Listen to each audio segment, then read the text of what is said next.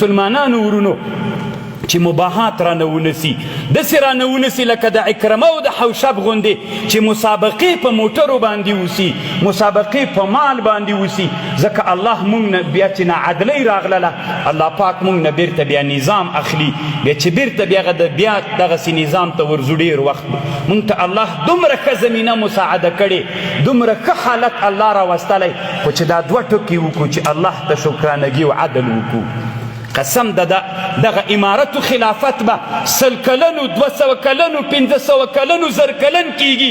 دغه امارت به انشاء الله د دې نه به نور مسلمانان رنګ اخلي. موږ ته نور اسلامي نړۍ انتظار ده، د نور اسلامي نړۍ دپاره به موږ یو مثال سو. هغوی چې موږ وویني هغوی به خپلو وطنونو کې انقلابونه شروع کړي.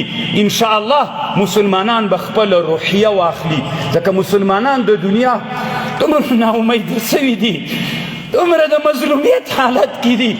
ای علماو، قسم په خدای باندې تاسې د دنیا د مسلمانانو دپاره نن معیار یئ. د مسلمانان د دنیا موږ ته امیدونه لري.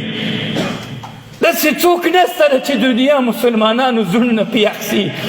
موږ ته په انتظار باندې دي. انشاءالله د ټولې دنیا مسلمانان به د موږ نه بیا رنګ اخلي. ډېر پام وي چې موږ نه ناشکري و ناعدلۍ ونسي، عصبیت ونسي، وطن پرستۍ ونسي.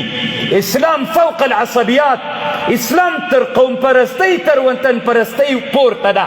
اول اسلام ده، بیا د اول اسلام مطرح ده. ولایت پرستۍ، شمال پرستۍ، جنوب پرستۍ دا ټول ورک کوي. هر چا چې دې ته لمن وهله وهئ، مقابله ورسره وکئ. موږ د دې لپاره مقابله نه وه کړې، موږ صرف د الله دپاره مقابله کړې وه.